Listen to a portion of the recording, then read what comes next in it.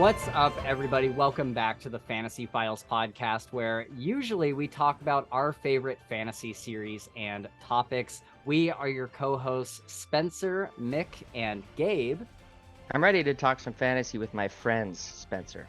That's right, because today we are joined by the one and only, the dynamic duo, Dylan and Charles of the Friends Talking Fantasy podcast. Thank you so much for joining us today, guys. Happy to be here. Yes, the pleasure's all ours. Now, I mentioned we usually talk about our favorite fantasy series and topics. Do you want to tell the good people of the world what we're doing today, Mick?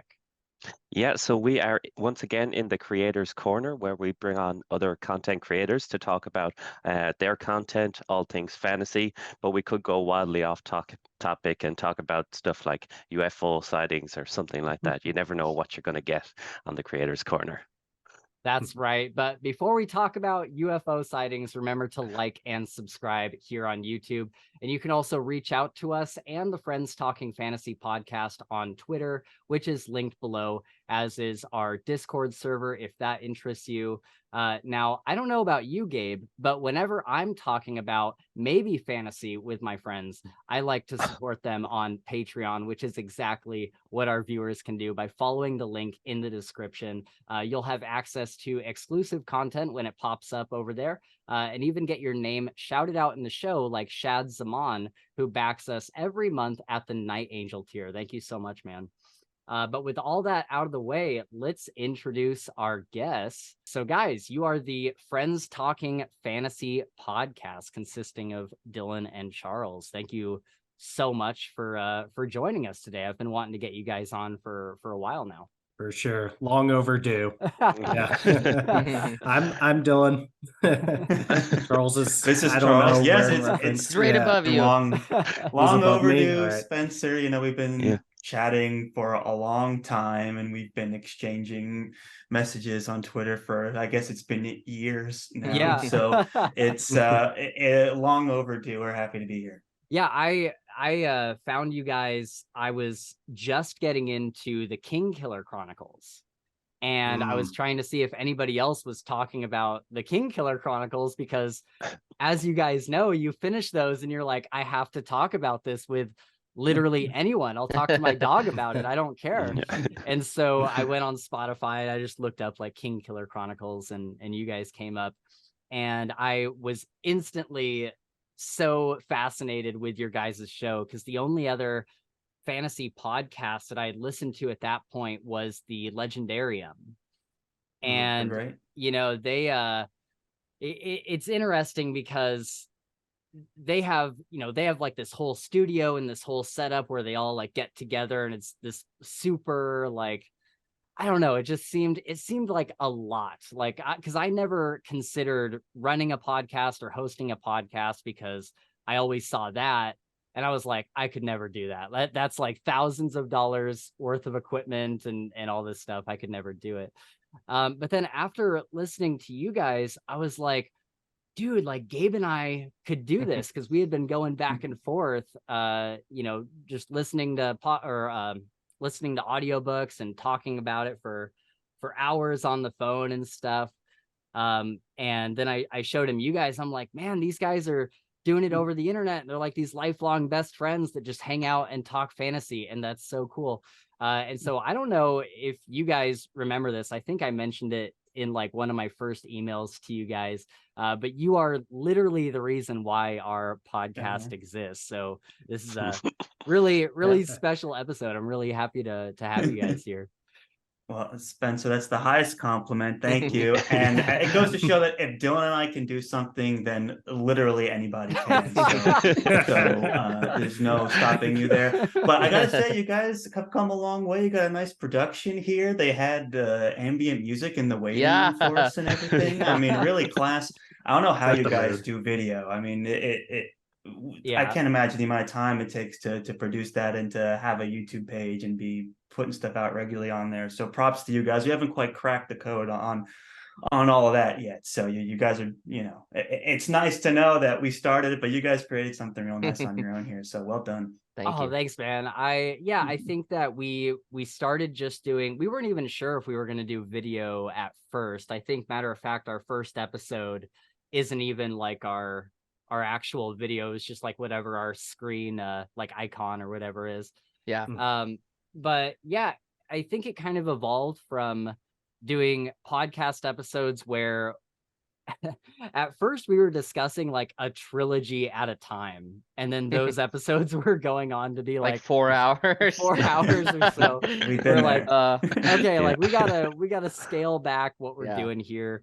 And I think the first like video I did where it was like more highly edited, where images are coming up on screen and we're showing like other video and stuff while we're talking, was I had read Eye of the World, and Gabe didn't want to talk about, or he didn't like it. And so I was just like, well, I really want to talk about Eye of the World. So yeah, exactly. I love that background. There it is. He's got it. He's got it. It's so, Eye of the Charles. It's my masterpiece. And now that we're in a video format, people know what you're talking about. Right. Yeah. That's right. He's put that up for people before, and it's like, Yeah, they're like, I don't know. But yeah, and so I was like, I just need to talk about this. And so I just sat in front of a camera and just talked about the first book in the Wheel of Time series. And I think from there, I was just like, why don't I start alternating? At first we were alternating like podcast episode, and then it would be a video where it's just me like talking about a review or whatever. And then it would be a podcast episode and back and forth. And then I did the madman thing. I can't believe I decided to do this, because now I'm stuck. Now we're doing a podcast episode every Tuesday, and then on the weekend, a 20-minute review or topical thing where it's just me in front of a camera comes out. And so now there's twice a week where things are coming out, and I'm just like, oh, why did I agree to this? But no, I've enjoyed it. Mick just put out his first solo review. He's doing Malazan, and so he's got his It's own starting a little ambitious- slow. And Yeah. Yeah, just going straight in there with a bang. Yeah. It was kind of tough recording my first solo video. Didn't have Spencer's guidance on the call, but Yeah. we got there. Yeah. I just to go off on a tangent real quick though, I think you did really well. There was like times where you would say something and you'd be like, oh nope, I got to go back, and you would just kind of like rewind and reset, and it was always like really clear when you were doing that. And so it made it really easy for me in editing. I was just like, oh, cut all this, move that back, and it was great. I really enjoyed editing that. Yeah. Have you guys read Malazan?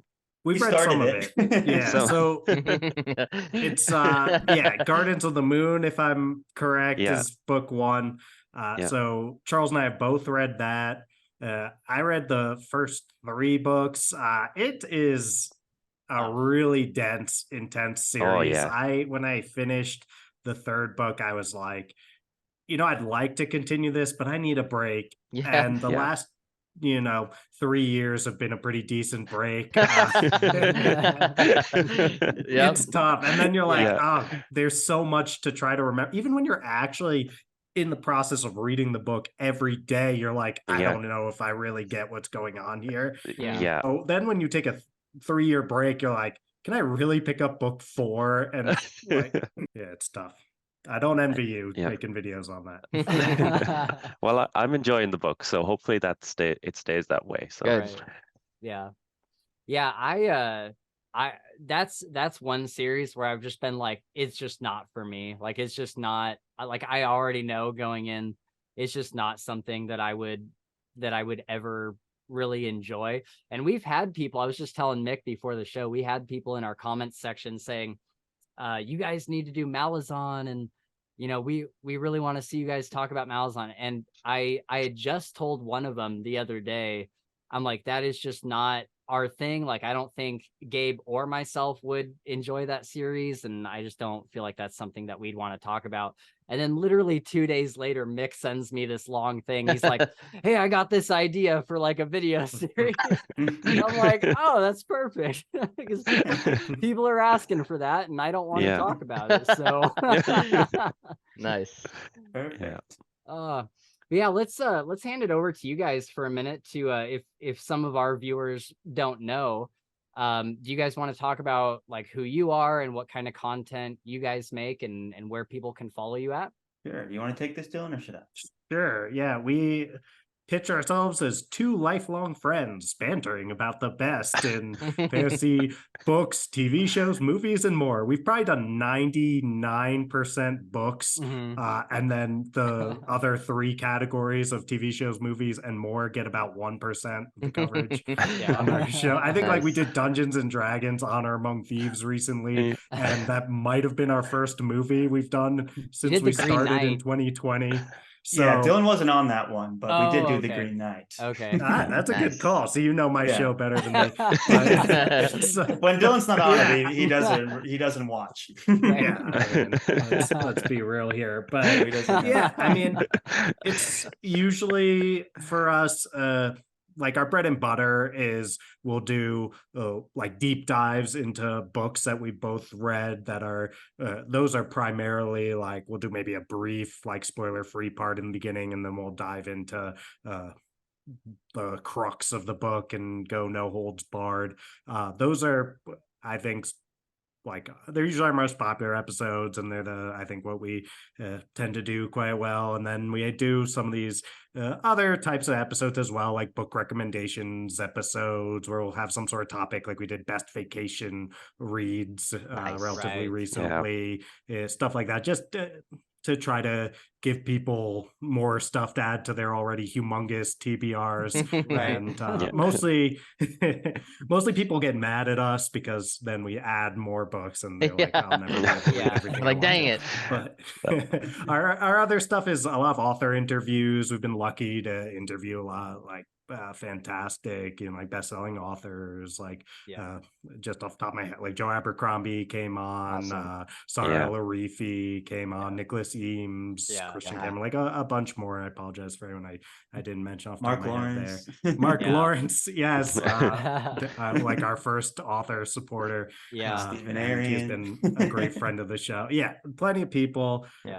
So those are always really fun. You get to meet some of your heroes on the bookshelf, and they're usually pretty conversational, so folks get the chance to get to know the author pretty well on a personal level, I like to think. And that's pretty much what we mostly do. There's other like spoiler-free reviews and stuff, and we used to do a lot more like almost like fun like game type stuff. We used to do 3 episodes a week when we first started. There you go. Which was out of control. And then we went on hiatus. We came back, and now we're doing 1 episode a week typically. And some of those, like we used to do Friends Creating Fantasy, which was this whole like thing where we come up with a bunch of like archetypes of characters and like just like come up with an ad lib story out of the whole thing. So like we have some fun stuff like that in our archives. I love the Friends Creating Fantasy episodes because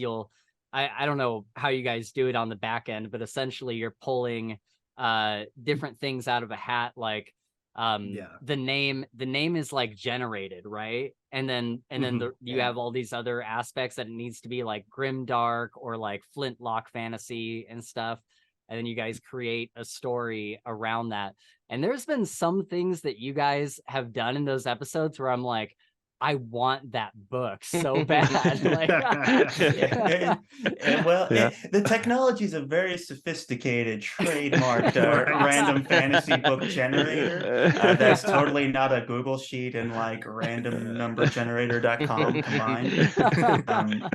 It's just because we kept reading the same book titles, like they become very formulaic. So you're like, it's almost kind of funny to see if you could randomly generate one just going off of some random prompts. And then the last one we did, we had Christian Cameron on, Miles Cameron, for those of you who may not know, fantasy author, and he was fun to have on because he's got all this knowledge about like reenacting, and like he makes swords and armor, and he's very serious about it. And we were able to create some fun characters. He's like, oh, like you'd be lucky to use your sword, a couple times a year. Most of the time it was used as a tool, and you could like rotisserie meat over a fire with it and stuff. And it just created some fun, Cool. character moments and things like that. So you never know what kind of conversation it's gonna spark up. But yeah, that's just, because you're trying to balance it, right? When you're in the fantasy genre of like making content, podcasting, YouTubing, whatever, where you want to talk about books, but the minute you start going into spoiler territory, you kind of cut off a huge portion of your listener base. So one of the things, we've never tried to necessarily build stuff around just maximizing and growing views, but we do be like, you mentioned the Legendarium, they're great, but so one of the things they did when we were doing our research on if we could do it, it's like, Dresden Files book 6 chapters 12 to 18 is their episode, and it's like, how many people does that apply to? So we've always tried to break up, like there's content that is gonna kind of segment the audience, and then there's content that could work for anybody. So that was our attempts to, like, the recommendations, the creating fantasy, the author interviews. It's just ways to open up the options for listeners when they're scrolling through your stuff to find something that they like. And the book discussions are always the bread and butter. People will search for a book and find you, but when they like you and they want to listen to more, but they haven't read King Killer Chronicles or whatever, then they have options, so that was kind of how we created stuff like that. That's kind of why I started doing the like the Saturday/Sunday videos, because a lot of our stuff is like that too, where we'll read a book and discuss it in-depth and spoilery discussion. And it definitely shuts out a large part of your audience. Like if most people haven't read the new like Night Angel Nemesis book, I thought that episode was going to do really, really well, but it kind of it did okay, but it didn't do the numbers that I was hoping it would. And so then you kind of supplement it with like a weekend, like here's the latest book controversy, and I'm going to talk about it for a while, and AI book covers and all that kind of stuff. And that's stuff that people tend to like to tune in for. And we've done things like, and for example, for Night Angel, it would be like, book recommendations for fans of Brent Weeks, or is Night Angel Nemesis, does it pick up where the other one left off? And you can talk about it in like a spoiler-free way and try and bring people in, but it's tricky in this world. For sure. For those wondering, this is not AI generated this time. This is entirely the work of human. I made this, so I don't want to hear any of it. Dylan has very good face swapping ability. You can't send him any pictures of you because your friend, once he has your face, it's game over. I'm not worried about Google having my data, but if Dylan has my data, you're in trouble. You're in trouble. Right. Before you know it, you're the head of a horse. On the eye of the world. Oh man. By the way, speaking of Night Angel, I know, Charles, have you read the whole trilogy? Yes. Okay, I know Dylan hasn't, which I'm very upset about. With your newest friends pitching fantasy, I definitely told him I was not happy with it. But I'm curious if you've read the new Night Angel book, Charles, the Nemesis. No, I would like to, and that's one of the reasons why I tried when I pleaded to Dylan. I was like, there's a new book that's out that we could read and talk about and discuss, and that was all part of it. But if at this point, we're reading so much for the show that I don't have a lot of reading room outside of what I got to do for the show. So I'm usually doing like 2 books at a time. So I don't know when we'll get it in the calendar. It would have to be when there's like an extended break or something like that. It's been known to happen, but but it's on the pile. And honestly, it's been so long since I read Night Angel Right. trilogy that I was hoping to get a reread on that. Yep, but time for a reread. someday soon. Yeah. Dylan, this episode is a front to just be your Brent Weeks. Yeah. What do they call it? This is when an they get to the intervention. room? Intervention. The Yes, whole thank reason you. why It's we're not here even today. recording. Lynn, you not reading Brent I'm Weeks not has even affected here. us in the Not in following here. ways. Yeah. One, I didn't get to read Night Angel Nemesis. Now we're going to go around the room. Everyone's going to share their experience of how you not reading That's Brent right. Weeks has affected them. Yeah. And we got to hear Spencer's hot takes on the book I did choose. Yeah. What? Oh. Wait, what was that? I believe you called Assassin's Apprentice boring. Oh yeah, because it is. Not an uncommon criticism and a fair one at that. But I'm rereading it and I'm just like, I'm so, it's not a happy book, but Right. it's certainly not a boring book either. I don't know. It's an emotional ride. Yeah. We had someone on the show a couple creators corner episodes back where I think it was Madison Goodyear, and she had pitched Assassin's Apprentice to Gabe, and she was so like enthusiastic about it, and I wasn't gonna like shut her down on the episode, but I'm like, Gabe will not enjoy this book. Like you're preaching to the wrong choir. Like I'm so and sorry. I did. But... I tried it, and I didn't make it very far.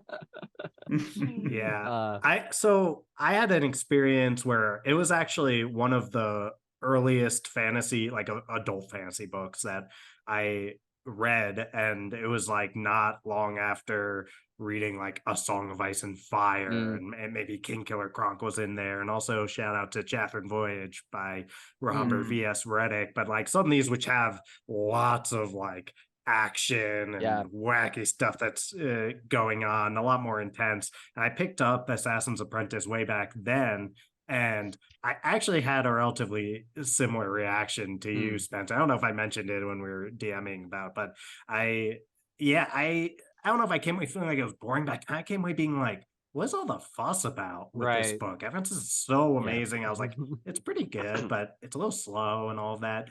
I am appreciating it more on this reread. And I think it's also like the more fantasy that I read, the more context all this stuff has. And I was looking at it, I was like, this is off the top of my head, so I might be slightly wrong with these months that I'm going to give, but the Assassin's Apprentice came out, I believe, March of the same year that A Game of Thrones came out in August. So it's like it predates, which is like weird to think. And it's like, so I believe that's 1996 again. What a year for fantasy. What a year for fantasy, right? Assassin's Apprentice, dang. It's like, in perspective, this is something that's like, to me, reading all of those kind of around the same time, I'm like not differentiating between what it means for something to come out in 1996 or maybe like a decade later that the King Killer Chronicle came out, like The Name of the Wind, again, like off the top of my head, so if my dates are kind of wrong, but it's like this a predecessor of something like The Name of the Wind that came significantly before it, and it also came before like fantasy completely changed after A Game of Thrones. And you think about other stuff that came out around that time too. You've got like Robert Jordan's work, you've got The Eye of the World around that time, a little earlier, I'm sure, but I think that was 1990. But it's like how far, like, just how I guess it's a different kind of story, and that's why I can respect people that say it's slow or boring or uninteresting or things like that. But I don't know, I find it so like it's very much reflective and intimate story of one character who's very tragic, and it's so well written, and it's going at that slow, boring pace to get you intimately familiar with the character. And then instead of kind of giving you a rewarding experience, it's just they keep pulling the rug out from underneath you. So like, it's not a book that you would think would be, winning a lot of modern audiences over, or, going like gangbusters, like mass appeal or something like that, because it's kind of sad. But I don't know, to me, it feels like a natural earlier work that would lead to something like King Killer Chronicle. There's a lot of really interesting parallels there. I don't know if Patrick Rothfuss has ever outwardly mentioned any influence to Robin Hobb, but I'd be shocked if he didn't read it and enjoy it, because there's That's a what lot I've of heard. familiar kind of things. They're not the same in any way, but it's the same premise, the same kind of, the same kind of main character, same kind of framing Pacing. device for the story and pacing and things like that.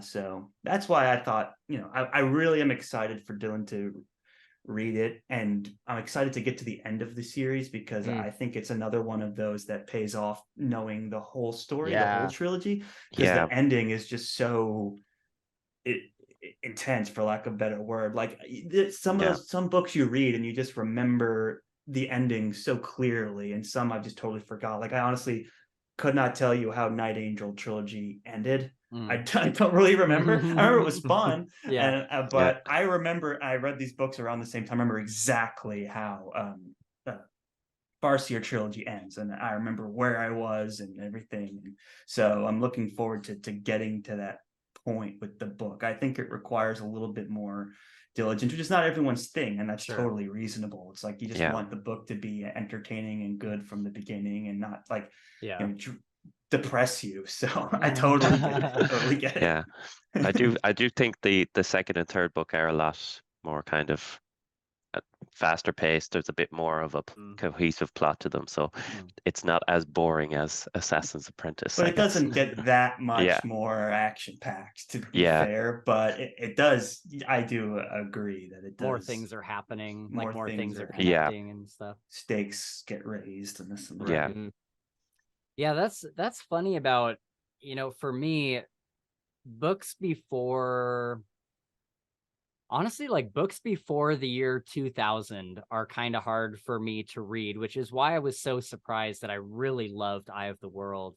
I've tried a lot of books that are older, and I'm typically like, I just can't do it. Like, besides Eye of the World, I can't think of another one that was written in the 90s that I've really, really enjoyed. A lot of my favorite fantasy is undoubtedly modern fantasy, which I get a lot of crap for. And it sucks because I'm typically the guy that like doesn't believe that just because something is old that it's not good. Like I play a lot of really old video games, like games that came out in the 90s and stuff. And so it sucks that a lot of the books that were written in the 90s just don't really click for me. I really wish they did. But yeah, there's just a different, I don't know what changed. Like I can't put my finger on. It was a different time, dude. Yeah, but like I there's just such a difference in writing style. It's interesting to see how much it changed just from the 90s to the 2000s. Like I think Night Angel was like 2005 or 2006, so it's not like, there was definitely a huge, and Dylan and I are always fascinated by like the history of fantasy, and there's definitely in that early 2000s range that big shift with all the grim, like right after George R. R. Martin, it was grimdark characters that aren't great and action packed, and cloak and dagger rogue like assassin stuff is cool. And then you had things like Mistborn, you had things like Prince of Thorns, you had things like Night Angel trilogy all coming around, and you had A Blade itself all coming out around the same time, and they were just insanely popular because it was a new style of fantasy writing that was edgy. You go back and you look at Lord of the Rings is very fluffy, and I think people were just kind of trying to write the antithesis of that in the fantasy genre, and then like we had so many Tolkien clones even to today. Even Eye of the World's kind of in that transition period where that first book is a lot of beats, and a lot of books were like that. The Shannara Chronicles and things like that are like that, but there's some gems.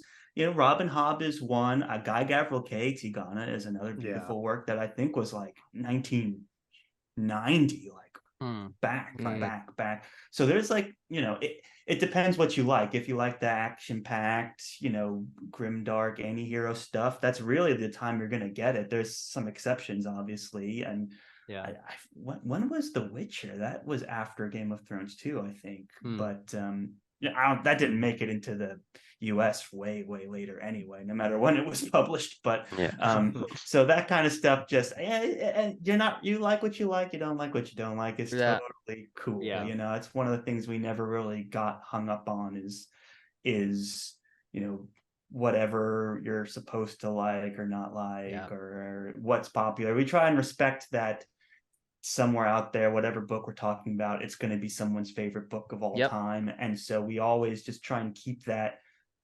positivity out there, even when we're being critical.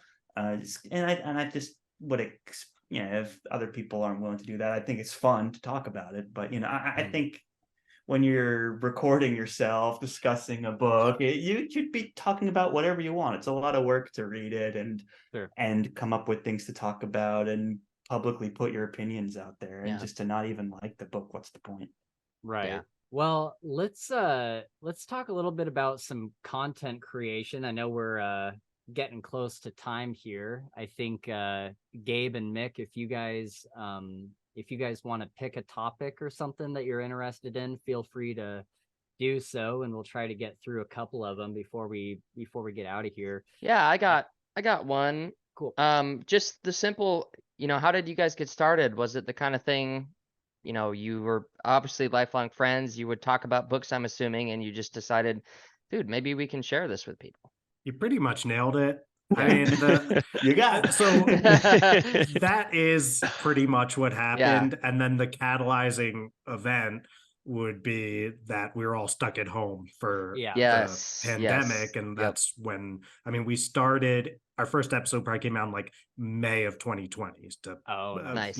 Put you in the headspace of like a couple months into the pandemic. We're trying to figure out, what are we supposed to do when we can't go outside and be with anyone in actual person? So it's like, I guess we'll start that podcast that we've been talking about. Oh, wouldn't it be fun to share what we're talking about anyway with other people? We had very modest expectations. Like we're like, if anyone ends up listening to any of this, then that's awesome. If not, then it's basically just a book club and an excuse for us to ensure that we're actually like reading books at the same time and getting to talk to each other, because that's really what it's all about. And then it's great if anyone happens to want to listen, and we've been lucky to build something of a following. But it's all just like the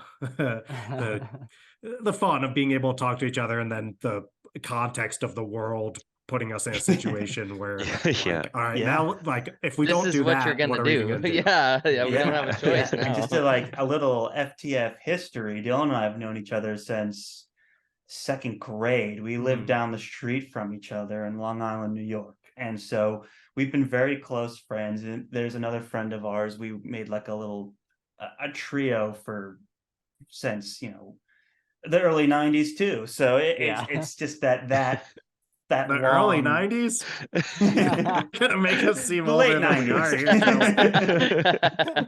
But I don't know, when we were in second grade, that'd have been late 90s. Not in the early 90s. Late 90s. Some of us were born yet. But Charles is we've known each older other than the rest of us. since we were small. But what was unique about the relationship between Dylan and I specifically, I think one of the huge catalyst events that happened was Game of Thrones came out. And that was just like, everyone loved that, of course, but Dylan and I, for whatever reason, just were like getting way too into it. And I'd always loved and read fantasy books. I'm a huge Lord of the Rings fan, and those movies came out, that was also early 2000s, right? So very informative years. And so I was young, early preteen, probably, watching those movies and being like, oh my gosh, this is incredible.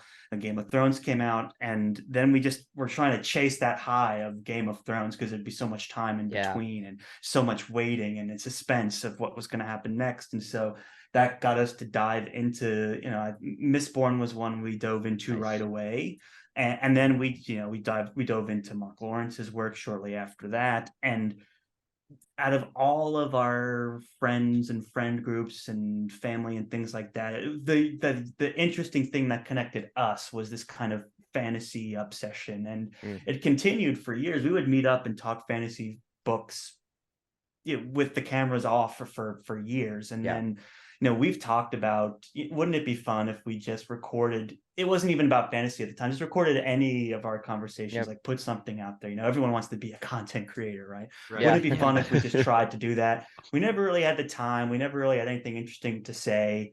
And any attempts didn't really stick, but it took literally the world coming to a complete stop and forcing us into isolation for an extended period of time to make Friends Talking Fantasy happen. But we kind of knew if we were to record anything that might be remotely interesting for someone else to have to listen to, it would probably be us talking about fantasy books. So we just kind of created the show that we wanted to hear. It's like there's no one's really getting into Abercrombie in the way that we would love to get into Abercrombie. And so that's kind of how it started. And then we've been doing it ever since. And if you had told us back then, when we were pitching the idea to each other and trying to come up with a name and ultimately failing and just calling it Friends Talking Fantasy, that we would have interviewed Joe Abercrombie. It is a terrific name. Yeah, exactly.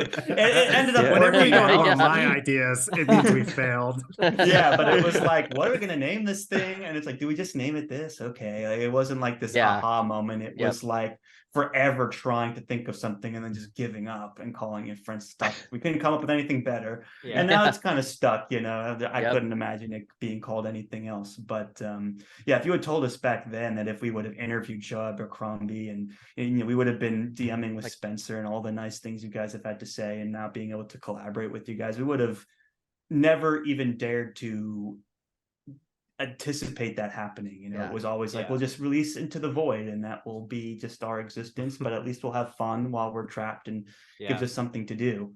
And now it's just become a thing that we enjoy doing well past the lockdown and everything like that. True that. That's amazing. Yeah, isn't that wild how, I don't know, like for you guys and for us, it's kind of grown into this thing that we didn't expect either. Like we've had some of our favorite authors on the show as well, and that's one of those things where you're reading some of these books for years, like before starting a podcast or anything, and you're like, oh man, it would be so cool to like go to like a convention or something and stand in the line and be able to ask them like the one question or whatever, and you never think that you would ever sit down with them for like 2 hours to ask 50 questions. Like it's such that direct time. And then the internet makes it so much easier too. I mean, we're calling from literally all around the globe. I think we're all in a different time zone. And like the fact that you guys were able to somehow orchestrate this whole thing is incredible. And that's just, you can interview authors that are in the UK, which is like most fantasy authors for some reason. So if you like needed to interview them, you have to adjust for that 8-hour time difference or whatever. So it's just possible. You can just do it. And to host something and someone can search King Killer Podcast and find you and listen to you just absolutely ramble. That was one of our first like 10 episodes. I hesitate to. That was like our fourth episode or something like that. So early, and as much as I love those books and those conversations, I know if I go back, I don't think I could bear listening to it. But that's how I feel about our. What was our very first? Was it the Dresden or was it Our first episode was wasn't our first episode King Killer? Or no, or our first episode was King Killer, where we were just talking in a general sense about the first I think we were talking about both the first two books. I've tried to watch it. Charles and I totally feel the same way. I was just like, oh man. When people tell us, oh, I'm going to start from the beginning, I'm like, like, nope, please don't. Start from the newest and work your way back. Please don't listen to episode 1. I think when we first started recording, we were just recording on like whatever the microphone is on your laptop. Like it wasn't even like a USB microphone or anything.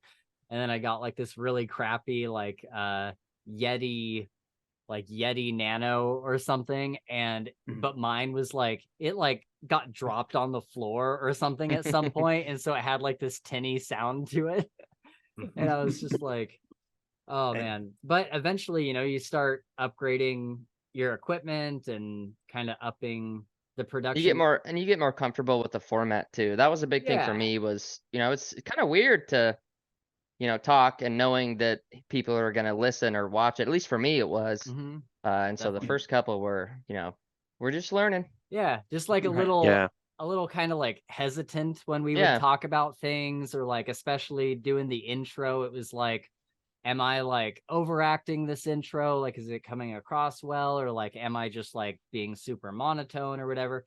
You're kind of analyzing that stuff. But eventually, like, you just get super comfortable with it. And I'm like, I feel like I could pretty much say anything in front of a camera now. Like any sort of wacky intro that I come up with, I'm totally which he does cool all the time. Yeah. I do weird intros all the time. Yeah, even like the first episode I did with you guys, when you asked me to come on, I was terrified. I forgot about before that. I was terrified before that episode, but then it's intimidating, man. But then you realize that that's all it is. You're just talking to your friends about books that you love. Yeah. You can't overthink it, but I don't know. You guys put your faces out there. That's pretty wild stuff. Dude, it took me. We're used to no cameras, just audio only. That kind of works for us, but no, it's you got to start somewhere, right? Yeah, that's the thing. And it doesn't matter. Like some people will complain about your audio quality, but you're not.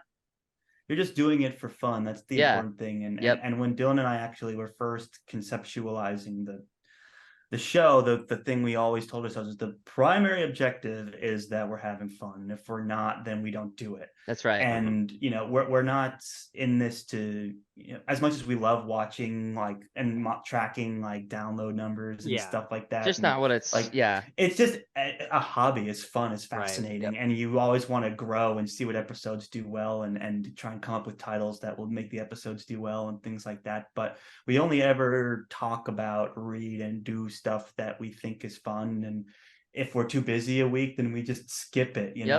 That's our post hiatus renaissance. That the realization that we came to is kind of like we can just do whatever we want. We're not monetized or anything. We're not trying to get paid doing this. So it's not. We're not turning it into a business. It's just the primary goal is to have fun, and then the secondary goal that we never anticipated was just being plugged into this community of people that's been so welcoming and interesting and creative and eloquent, and it's just been a great group to be a part of. So as long as we get to do those two things, just meet and talk to new people and have fun, and then that's really what it's all about. And as you put stuff out there and you get more comfortable with it, and you want to have nicer equipment and this and that, that's just all fantastic. But at the end of the day, it's like, hey, you're having fun, and it's and I think doing it, so what's wrong with that?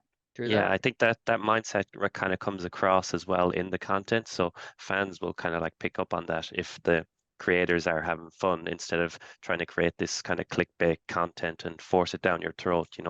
You're going to get a lot more listeners and fans that enjoy what you're doing.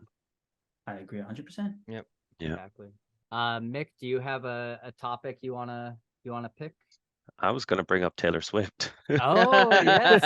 Let's do that. Well, I'll leave the room for a little bit. Me too. Yeah, so is Dylan's a big Taylor Swift fan. Is Charles isn't though? I mean, I have no opinion of Taylor Swift. I like the music that I've heard. I just don't know anything about it. I'm right there with you, Charles. Everything I know is through Dylan, but I like That's how I feel about with Spencer. Spencer's the biggest Swiftie you'd ever meet, dude. Well, and let me introduce you to Dylan, who's here on my screen. Was the Swift related question? So is that what's your favorite song or album or anything like that? Or have you seen her live? No, she was in Denver not that long ago. So if I was willing to spend an exorbitant amount of money, $1,000, then possibly I could have seen her. But no, never seen her live. But so I have a friend who came up with this idea for a deathbed playlist. You get 10 songs on it. Oh, that's cool. You can't repeat artists. You get one song per artist.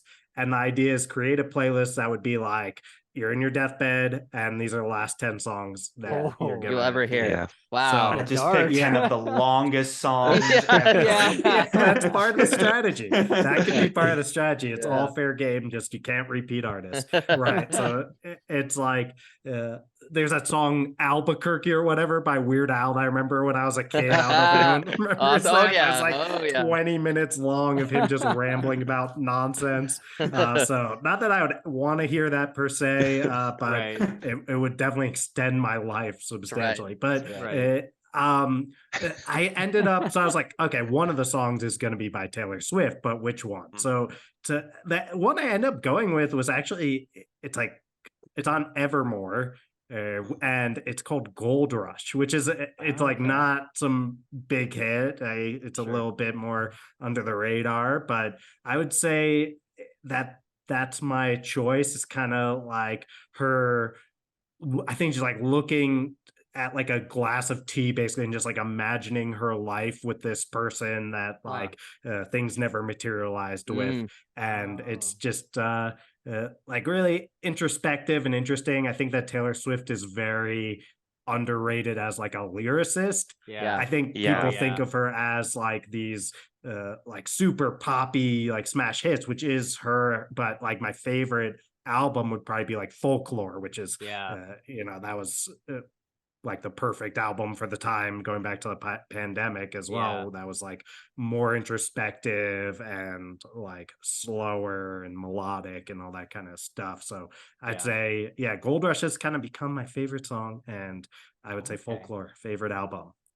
I like Blank Space. Yeah. And all right. That's funny. What about you? But it's Mick? not on my deathbed playlist by any means. No shot. Right. My favorite song would probably be Back to December. I kind of like her earlier dang it, you stole songs. mine. Oh yeah. Good taste, you know. Yeah, that's just kind of one of the first ones I remember kind of actually clicking for me, because I had that mindset that she was just kind of a pop kind of princess kind of singer, and then actually some of those deeper songs, the lyrics I really like enjoyed them. So that's kind of one of the first where she actually clicked for me. So now Gabe, now you have to share one. I honestly couldn't tell you a song name. Just type her name into Google and pick one. Okay, I can do that. I can certainly do that. So I'll comment on Back to December real quick though, because same with you, Mick. That was the moment for me where Taylor Swift went from like, oh yeah, I do enjoy this music, but she's kind of like this top 40 kind of hit singer. And then when I heard Back to December, I was like, oh, this song is sad.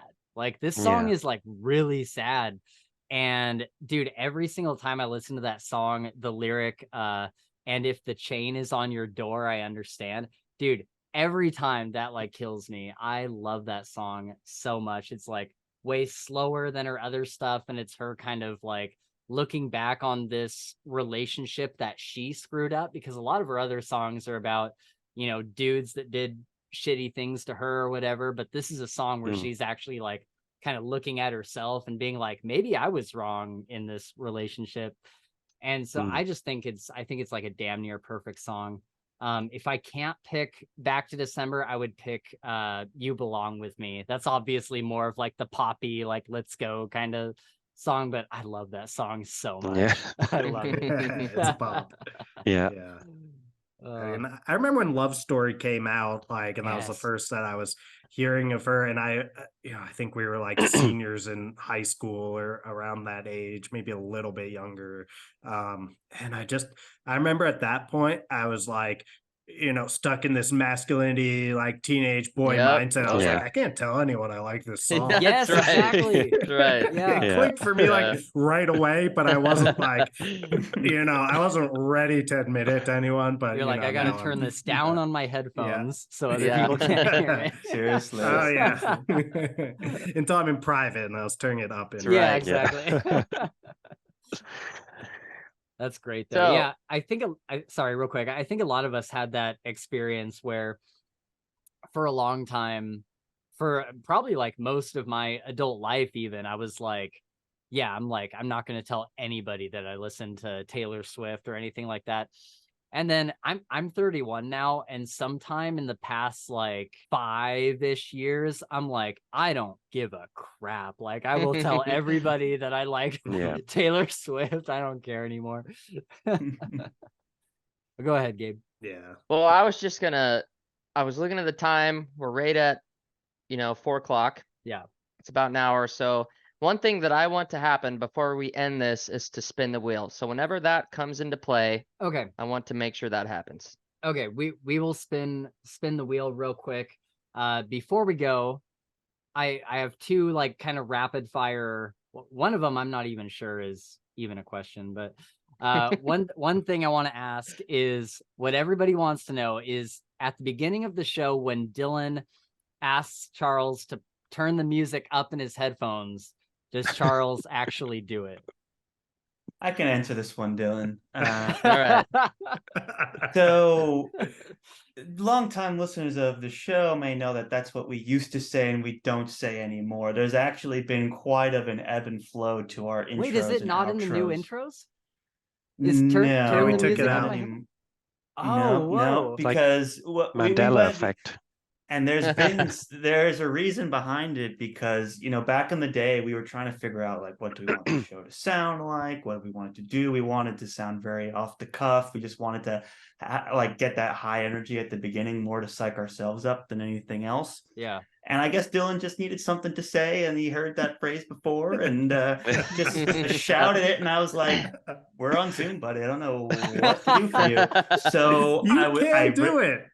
I can make it louder, but you say it literally right before we need to fade out to start the episode. So after doing about 100 episodes, maybe more, at some point, probably like 200. It's like we should probably. I feel weird saying turning it up and then immediately fade the music turning it out. down. We should just stop doing that. And then we had some people that were giving us advice, and they were like, "Yeah, I mean, your intro doesn't need to be 1.5 minutes long." And we're like, "That's fair. I mean, we used to stop and dance and let it roll, and because it was just fun." But they were like, "We can cut this down to 10 seconds." And then we started to get like authors on, and it felt weird to like bring them into this world. We do have on video Joe Abercrombie dancing to it, so I mean, if he's down, then is that out there somewhere? Yeah. That's like our only YouTube video. Oh, sick. Because we had him on, it's like we have to record this. Yeah. We have to record this for posterity.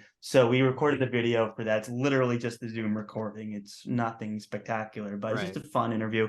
But yeah, so I never really did. And then we just to the point where we stopped saying it because we just we came back from the break and we were like, let's shorten the intro. Let's get to the next piece. But we do get people love the intro, so I'm glad that we still do it. We just found a way to get through it a little quicker to get into the meat of the episode for people it's such discovering a catchy song.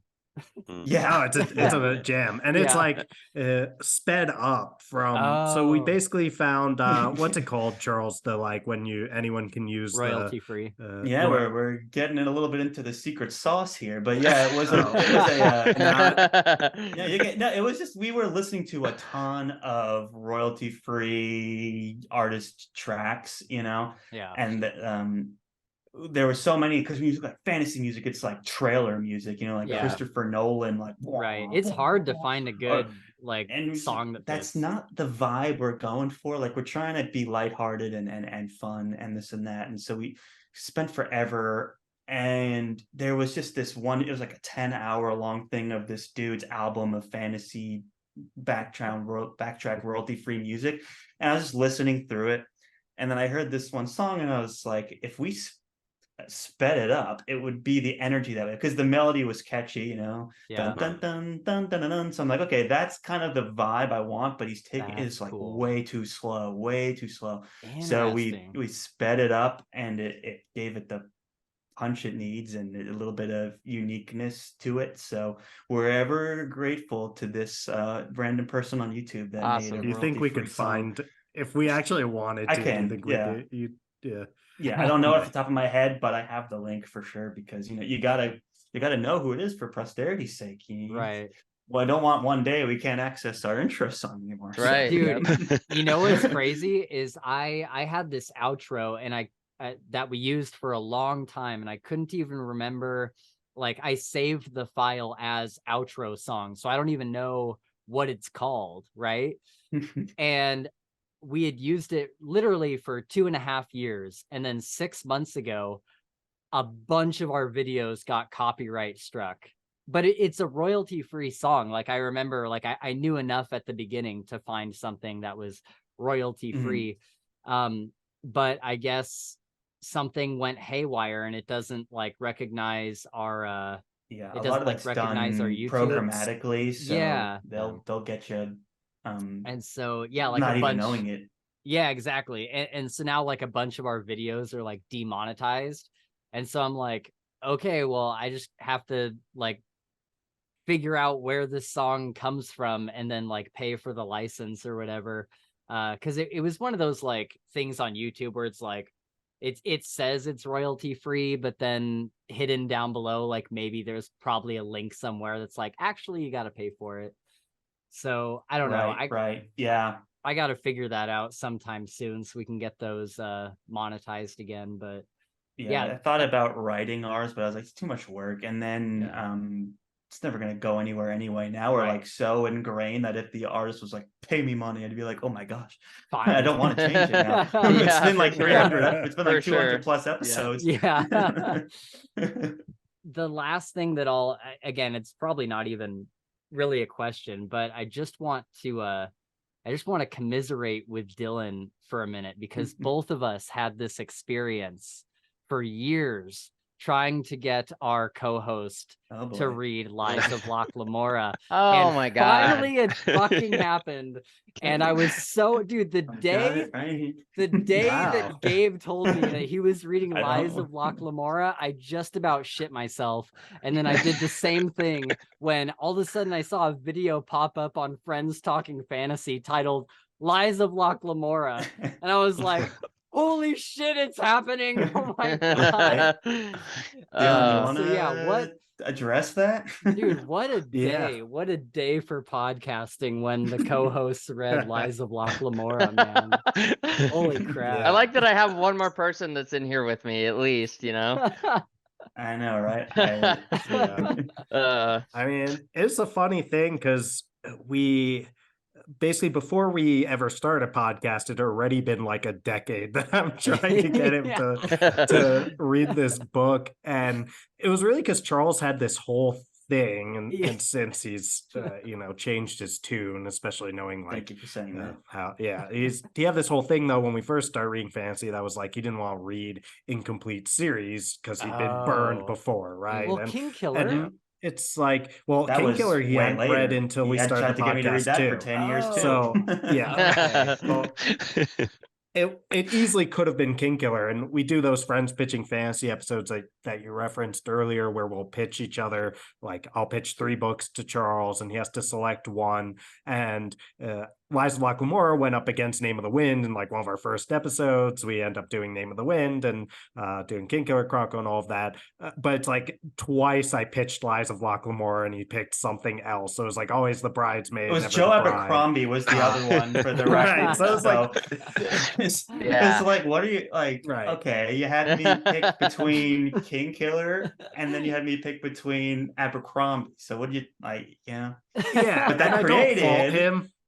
I can say this now, and then of course Dylan's like big gift is just latching on to something and making it a thing. He's like, the minute he senses the opportunity, even if it's in bad faith, he's going to amplify it. So once he was like, he knows that if he was in my shoes, he would have picked Joe Abercrombie too. It just makes sense. That's why he can admit it now. But he wants the people to know, oh, you didn't choose this again, twice now, and it just, I think a lot of people are able to commiserate with like trying to get someone to read something and just don't do it. So all of a sudden, like, not, I would be more than happy to read the book, it just all of a sudden people were like, oh, you have to read it. You have to read it. And then I was like, now I kind of Don't want it. to. It's more fun now. And then it got to the point where it was like, Dylan, I don't think we can ever read this book because it's like what we're kind of known for. We're known for Joe Abercrombie and not reading this book. Those are like the things.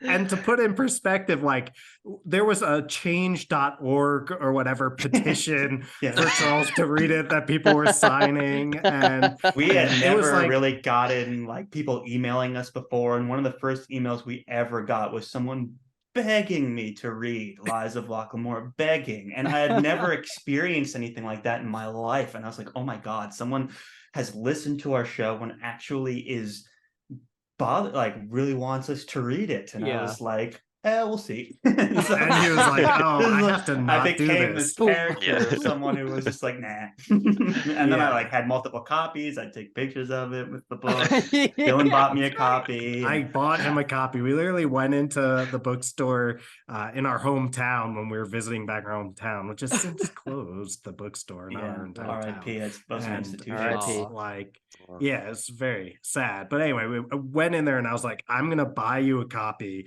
And like you're taking this home with you, and I guess that's the copy. So it's the copy. Like, we're getting so much. And Charles, like I run our social media stuff, and that's the other thing. Back then I was like very key piece of information here. And, all of the social media. All that's how it is with us, dude. So all of a sudden I log in and I see the eye of the world with my face all over it, and change.org petitions to read books, and I'm like, what? Why is this here? Exactly. But Charles eventually made a personal account, but it was basically he'd just go onto Twitter. It would just be people yelling at him to read The Lies of Locke Lamora, and then he'd log it off.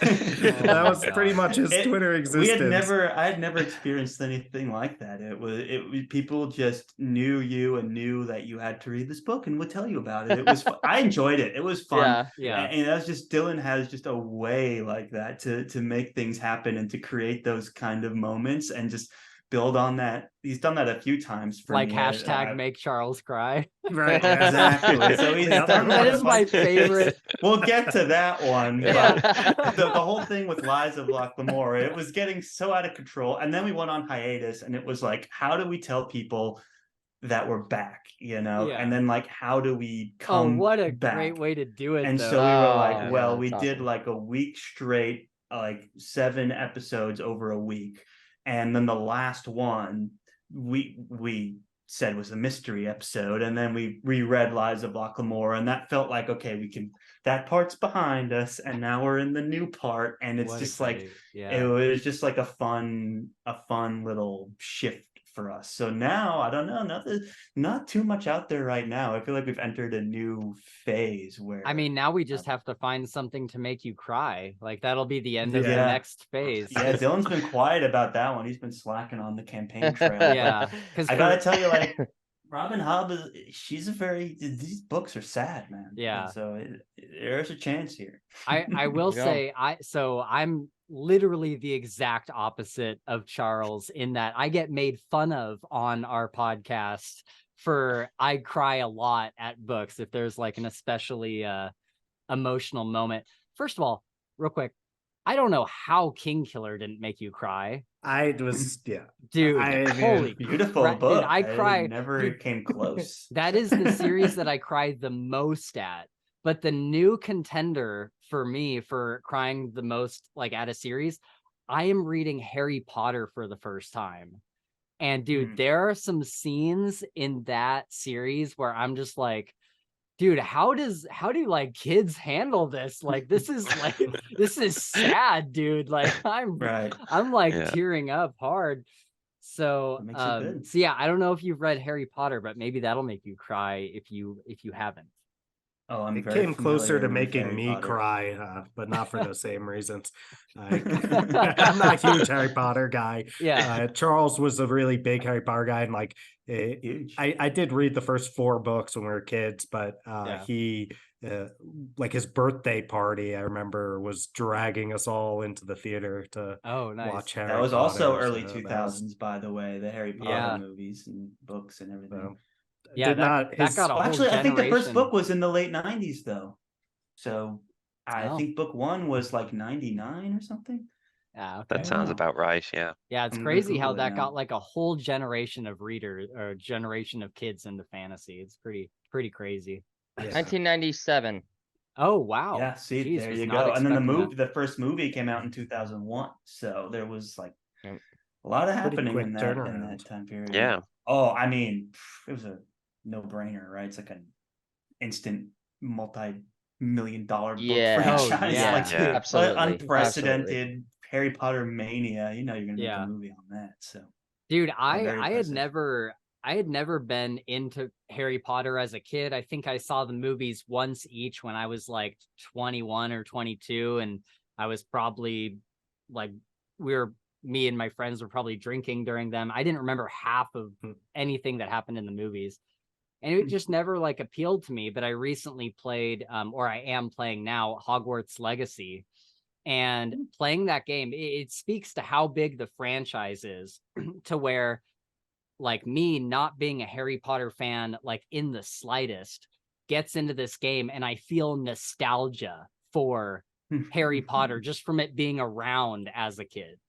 And Yeah. so as I was going through that game, I'm like, Harry Potter is sorely missing from my like what I've read in fantasy. So I'm gonna do that. And I've completely fallen in love with the series, and like I said, cried multiple times throughout Definitely the books. an influential work for sure Yeah. for a lot of authors.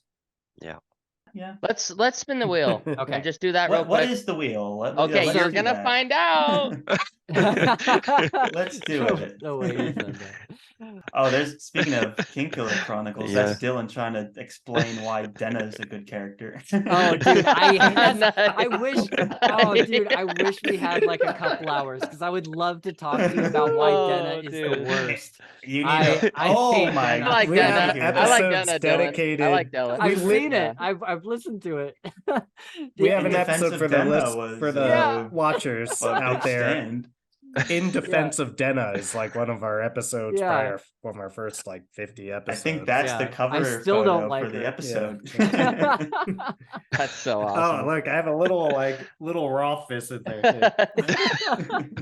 I think I was one of the people that like emailed you guys, and I was like, "Hey, I just watched the In Defense of Denna. Like, I disagree. I'm like, I don't like her." So Well, we tried. We've We received tried. more emails about Denna Denna. as a character than any other topic, I would say. We stopped like putting our email out there like in Yeah. at the end of episodes and stuff, which I guess it gives people a chance to cool down with their opinions about Denna Yeah. enough where they don't immediately go and email us. They'd have to like go look at Yeah. like find our email address somewhere online and then send an email. So it creates some barriers to entry where Right. we stop getting too much. But yeah, but across the We used gambit, to like just people spell being out our like, email at the end of every like- episode. It's crazy. Yeah. That's gnarly. That's gnarly. We really thought we've no one gotten would ever emails that are like very pro Denna as well, like Yeah. that, Oh, that yeah. feel like I've become the Right. champion of this character, and then Right. Very we get appreciative emails folks more out like there. yours, Spencer. So it's you know what, it created conversation, and True that. even the people who are wrong are allowed to have opinions. Yeah. We need to reread those, Dylan. We I think do. it's long. Like we're so different now from when we made those first 10 episodes that it would be fun to go back and revisit that world. I'm sure, starting for to sure. like forget things. I'm not For as real. Yeah. on top of it as I used to be. Well, we are about to spin the wheel. Basically what this is they're kind of like rapid fire questions. I have a wheel that spins and it gives us a topic. A lot of them are stupid, like super stupid. And That's so our they're just, specialty. yeah, they're just kind of fun, dumb, random stuff. Okay. Oh, you Okay. got a little. He's got it. here. Yeah. Got it.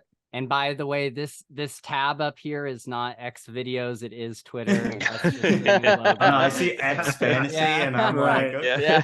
well, you know what's Okay, funny? whatever you're doing on there is fine. But I'll tell you this, Need- guys. When we were coming up with our name, we almost didn't go with Friends Talking Fantasy because friendstalkingfantasy.com could be read as Friend Stalker Fantasy, Stalking Fantasy. Stalking Yeah. fantasy. So we were Oh like, my God.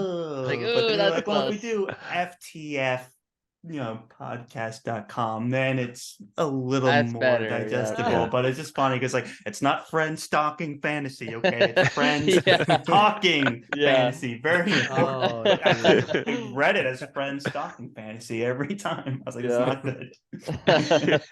That's why you go to ftfpodcast.com. So, The Right. FTFpodcast.com. the ftfpodcast.com. Yeah. Thank you. Yep. I know go. what I'm talking about. Just Google it. Which could also be theftfpodcast.com. Something like that. Yeah. That's No way. fantastic. I love that. All right, All we're right, gonna rip it. spin the wheel. Hopefully it's not too loud. I think I turned the Chrome volume down earlier, so we'll see. Sorry if it blows out your eardrums. Perfect. That's all good.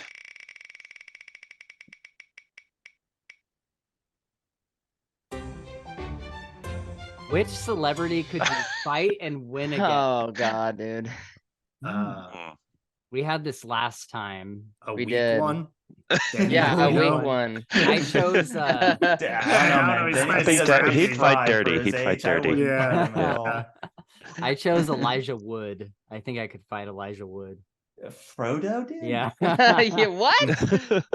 He's got gumption. Yeah. Man, I don't even know, dude. I wish I could remember what I said last time. You remember? I can't remember. I Yeah. can't remember what you said. I think you said it had to be someone like really old. Yeah, really old or really young. Yeah. Like a child actor. Yeah. Please don't beat up any child actors. Oh god. What There's about- probably very few celebrities I could take on and survive. Very few people in general, honestly. What do you think, Mick? Any ideas?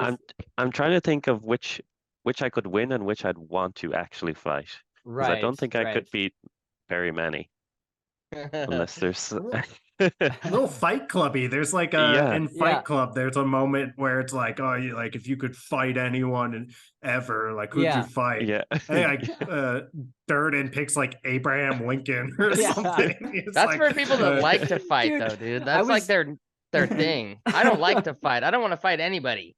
I was Yeah. camping. I was camping the other weekend, and we were all just getting like we're all sitting around the campfire. It was like midnight or 1 a.m, and we're all just like very, very drunk. And somebody asked, like, if you could fight anyone from history, who would it be? And somebody in the circle said, sorry, I get the two confused. Helen Keller. Oh my god. that's dude. terrible. Oh, that's so I'm bad. like, that is the worst That's answer so you bad. could possibly give. Yeah. I Wow. don't know, dude. No, Once yeah. she's got a lock on you, though, you're in I know. trouble. That's right. Even that, I wouldn't even say that, you know. I Yeah. wouldn't- Yeah. Right. Yeah. Once I get in arm's reach.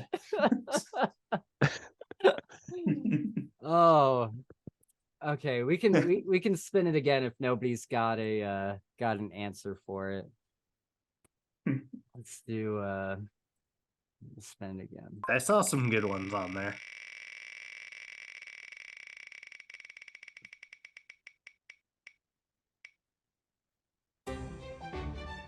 What decade would you like to live in? Oh, that's a good one. Early 2000s, man. Harry Potter, Abercrombie, all Lord of these the Rings. guys coming. Lord of the Rings. Yeah. I would have loved to have been like in high school in the early 90s. You know what I mean? Like with all Right the, before social media Yeah. and all that, yeah, you know. like That's pretty good. Yeah, that's Cell probably phone- no that's what cell I would phones. pick too. I'd maybe even go 80s. yeah, Like early late Mm. 80s or early mid 80s. yeah, yeah, yeah. Yeah. like Stranger Things times. Yeah, exactly. Yeah. You're around that age. Yeah. And Just then have a think of when you get to bicycle this and- age and you look back, think how much better Stranger Things would be. Yeah. Oh With all yeah. the nostalgia. Oh, like, yeah, yeah. exactly. you know what I'm saying? Really feel Yeah. the nostalgia for Stranger Things. That's an Yeah. added Yeah. bonus I hadn't considered, Dylan. I like that. Yeah. Yeah. Mhm. What about you, Mick?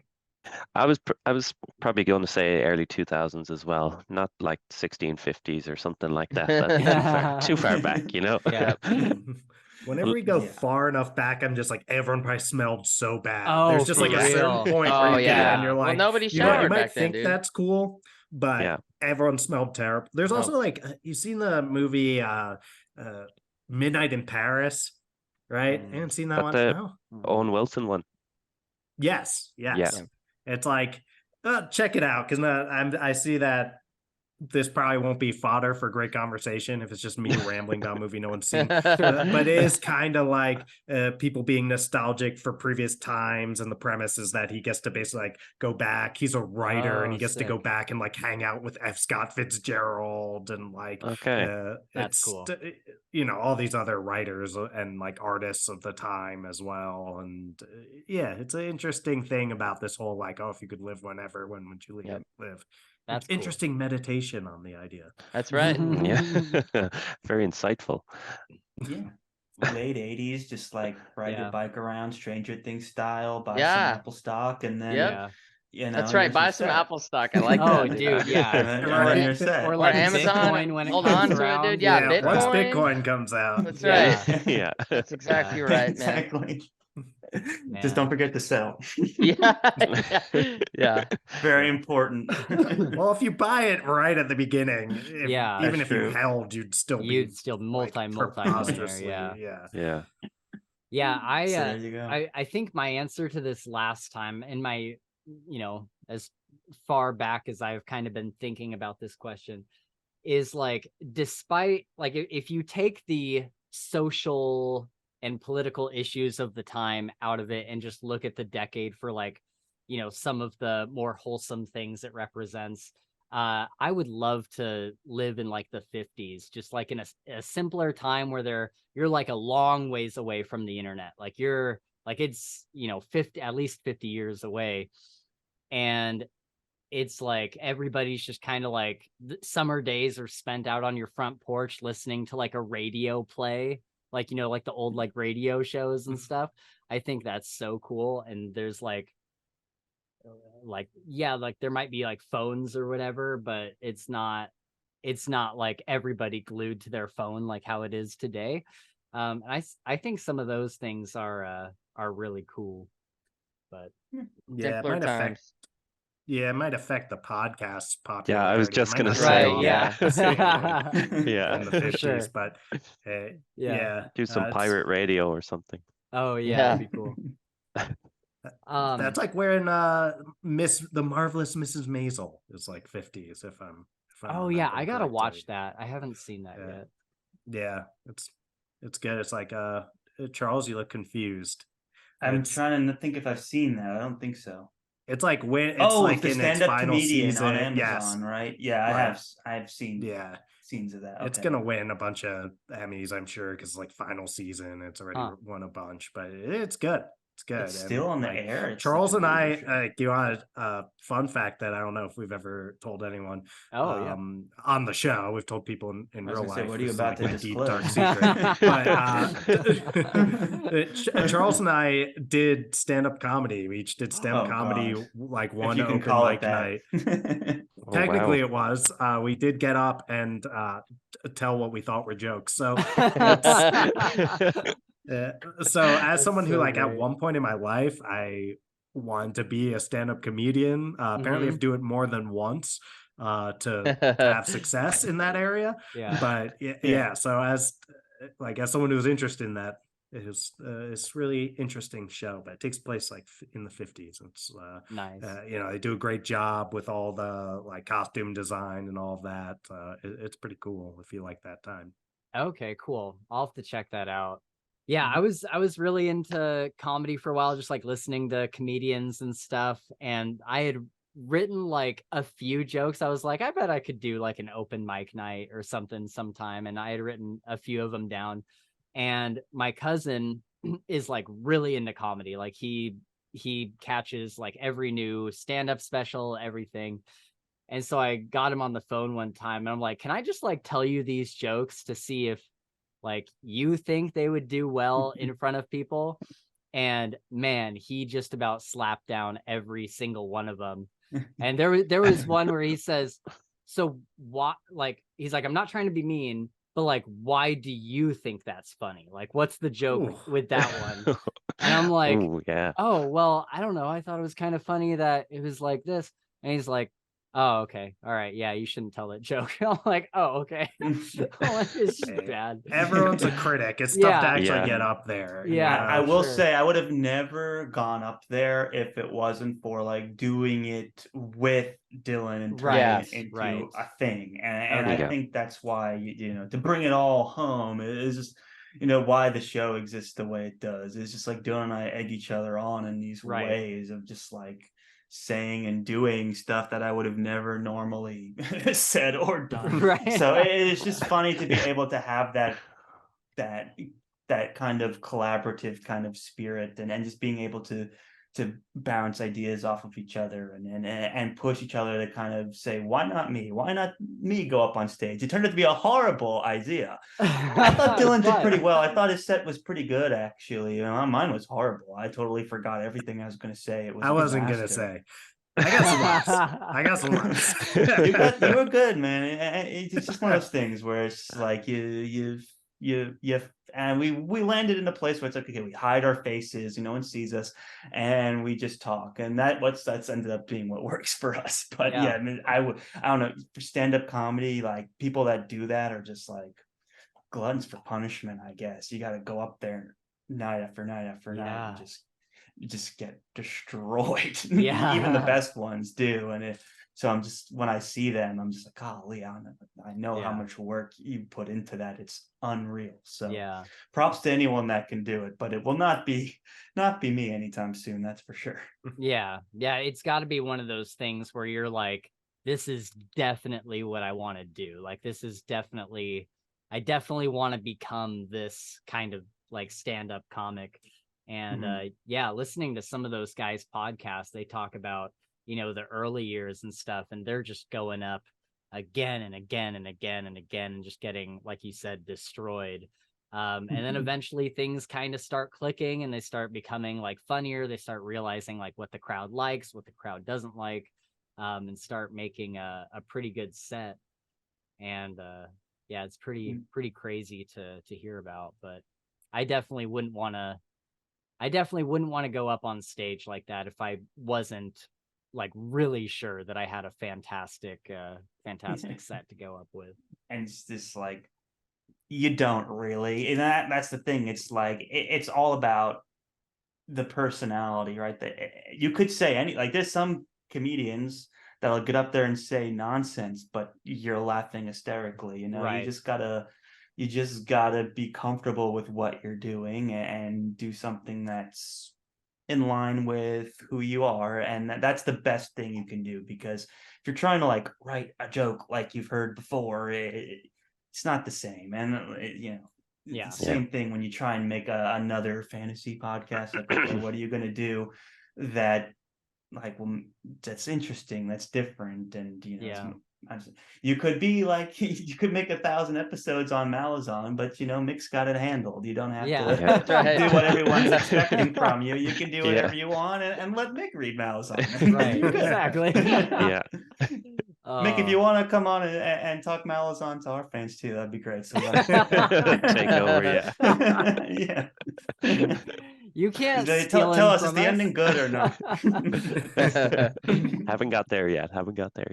Well, I haven't figured out if the ending is really good or if by then like the sunk cost fallacy sets in for readers. Like, they just have to say it's good, because you can't say no one's ever said I've read all the books and the ending was bad.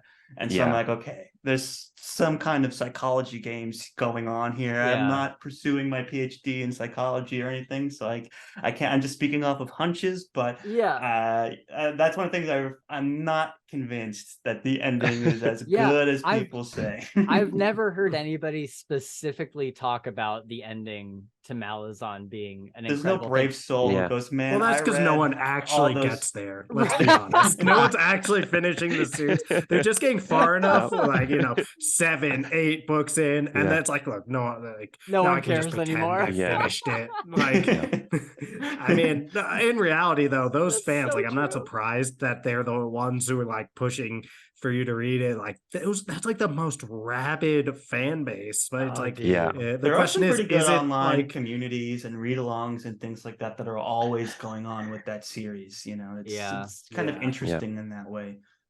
But Yeah. is it like a sort of, I pledged a fraternity in college, and like, the thing I hated was that They're like, like read all once you 10 go books or through the whatever. pledging process, like I I gotta hated pee. You guys keep going. like yes, Yeah. the pledging process is not fun, and the like all people once they get in, they're like, oh, I went through this, so now like I really want to make other people do that. But I was like the Yeah. only one who was like, I went through that, and that makes me like not at all want anyone else to have to go through Yeah. that.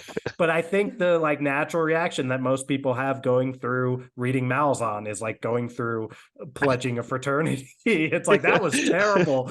I have to make other people go through that because I had to. So I hope just that's kidding, not the Malazan case. fans. I'm sure it's good. I actually I'm didn't sure it's like good. I enjoy it. well, Yeah. I actually, the third book, I was like, you know what? Like, this one's pretty good, but it's just so like so dense and so Yeah. hard to read through. And I was like, am I ready to do that another like whether 10 books? Like, Yeah, there's 10 in total. Yeah. And they're can big. I do that? Side And it just gets novels and- longer. It's like, Yeah. I think Like- it's by word count, it's longer than Wheel of Time, I think. Yeah. Or just Yeah. It So is. it's Yeah. big series. But And Wheel of it- Time's very comprehensible. Like the way it's written is supposed to be like you could understand this even if you're like a kid reading it, and lots of kids did read it. Like Malazan, like that's denser than like the research papers that I read for my PhD program. I'm like, I have a Yeah. easier time understanding those. So props know. to anyone who gets through Malazan like knows what happened. Yeah. I know a lot of people were recommending like to take notes and to kind of follow along, but I was just like, I'm just gonna wing it, see if whatever sticks. If it doesn't stick, I'm sure hopefully it'll get explained. Fingers crossed, but Yeah. you never Yeah. know. Just No, try and enjoy it because for the ride. How far along are you on reading I'm it? just finishing book 3, and it's Okay. probably one of the best books I've read, I think. Nice. One of my Nice. favorite. So I'm excited to go, and I have some of the short stories, kind of Just- side stories that's- as well. There's That got to be some magic that happens when a series gets that big, that you just can't Yeah. experience with other books. And yeah, I never got there with it, but someday there's going to be forces that will allow me to read through it and be able to have that experience. I got to read it at some point, right? Yeah, I can't Yeah. live my whole life in the fantasy world and not read it. So, but Yeah. well, who knows? It's a big how that will endeavor. happen. What's For book sure, 3 for called sure. again? Is it Memories of Ice. Yeah, that's the Yeah. one. That was Yeah. the best one, I thought, for Yeah. like of the first 3 anyway. And I think that's a lot of people's opinions, right? Like, Yeah, definitely. I want to at least get to that. And then if I was like, I need to get there and figure out like if this series is for me. And I actually thought I was going to continue, but it's Yeah. hard to get back into. Yeah. Props to you, I don't Mick. blame you. You're doing Yeah. you're doing good work out there. Yeah. Take one for the team. Making content so the Absolutely. Malazan fans have something to Yeah. watch and they don't have to look for Scream at you anything guys. in our catalog. Yeah. Yeah. For sure. We'll send them your way. Yeah. Yeah. Well, yeah, I guess you got a movie to go to, Charles, right? So we probably That's right. got to Oppenheimer. dip out of here. It's time. It's time. Okay. I'm a week late, but you know what? I'm down. Dude, it's so good. Yeah, I really enjoyed I'm it. a big movie fan. I'm big into, I used to go to the theater a lot, not so much these days, but I'm a big fan of the theater experience. So I'm excited to go and to see it. So Nice. Has anybody Should be seen good. Mission Impossible, the new Mission? I want to see it so bad, but I haven't gotten anybody to go. I with haven't me. yet, but it's on my list. It'll be Yeah. the next movie I see. That's one that I have to see in theaters. Same with Oppenheimer. I'm like, I have to see both of those on like. You better a get big moving screen. then, man. Never know. Mission Impossible Mission just came out Impossible's like a fun. couple weeks ago, right? Yeah, it'll be in theaters for a little while. Yeah. But Can't keep Yeah. up with those. There's like a few of Yeah. those like series that I'm just like I start falling behind, and I'm like, Yeah, I don't know I how think many Mission Impossibles I'm supposed to watch here. yeah. You know what's Mission Impossible is Watching catching them. up on those movies. Am I right? I'll be here all Oh, week. God. That was in the stand-up. You know what's Wow. Mission Impossible is reading all 10 Malazan books. Yeah. But Oh yeah, no, man, well, yeah, let's get out of here. I will ask you guys what's coming up for FTF. Is there anything that you would like to tell the good people of the world about that's coming up on your show? Yeah, lots of friends talking fantasy, as you can expect. As we mentioned, we're reading, we just finished A Court of Thorns and Roses by Sarah J. Maas, a bit different from our usual genre of fantasy that we dive into, so that was fun. And we just started Assassin's Apprentice, Robin Hobb, the Farseer trilogy. So I'm super excited about getting into that. A couple fun interviews coming up, actually. Just have to wait and see. But Nice. a lot of fun stuff in the works for that too. So all good stuff coming from our side here. So Cool. looking forward to it. Nice. All right. Well, guys, thank you again so much for joining us and hanging out. It's been so much fun keeping up with your show over the years. And I didn't mention this earlier, but especially in a time where, like you said, you started the podcast kind of in the pandemic during that time where everybody was at home.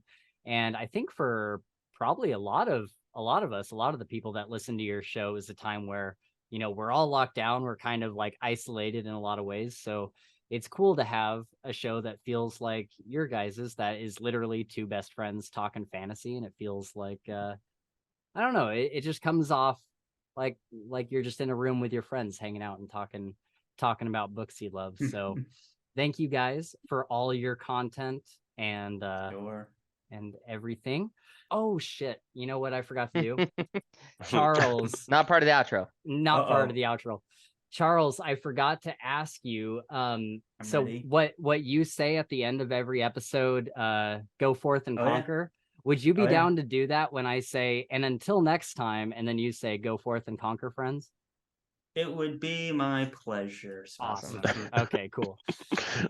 That was all another right. thing we just decided we were gonna say for no Nice. reason Yeah. from day It was one. Charles I was decided like, he was dude, gonna I'm gonna say say it, and he was this. like, And it's gonna be he's like, awesome. it's really, yeah, he's like, it's really good because it's like, it sounds like fantasy related because like conquer.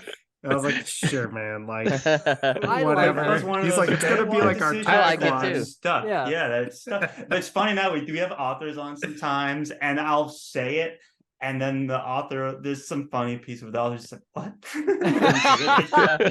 There was one. Okay, we just did Melvin Burgess, an right? He was interview. laughing his ass off. What's that? Who? But Loki, Melvin. Oh, Melvin Burgess was like, Yeah, All right. he just laughed. It was Yeah. funny. it's like, but we did one with Stephen Arion, and he just wrote this book, The Judas Blossom, that came out recently, and he, like, the whole thing is about like the Mongolian Empire like conquering all of these peoples in the most brutal, savage ways, and like eliminating cultures. And then that's Charles so is like, bad. well, all right, go forth and conquer, friends. And I was like, that one hits a We little bit acknowledge different the- after. the context. Oh man, So, yeah, that's a little. I would God. be happy to, Spencer. What's my Okay. cue again? Awesome. Okay. I'll be like, and until next time. All And right. then it'll be, yeah. All right, well, that is going to wrap us up there, guys. Be sure to follow the Friends Talking Fantasy podcast using the links below in the description, where you'll also find links to all of the ways to reach out to us, as well as joining on our Patreon page. Remember to like and subscribe and check out Smash Mick's. that like button, guys. Smash Smash that it. Ring like that bell. button, guys. Ring that bell. I've always wanted to say that. For sure. Yep. Yeah. And also check out Mick's new video series where he is doing a Malazan read along. I know you guys have been asking us for that for a while, so I will link that in the annotations above. Thank you so much for hanging out with all of us in the Creators Corner. And until next time, go forth and conquer, friends. Yeah. I always point at the camera too. That's not something that people get to see. I do it for Dylan's benefit. It's an exclusive. I like it. Now I'm like, oh crap, people are gonna see. I gotta do it. I gotta do it. It's a reflex. and a big shout out to our first Night Angel tier patron, Shad Zaman. Thank you so much, man.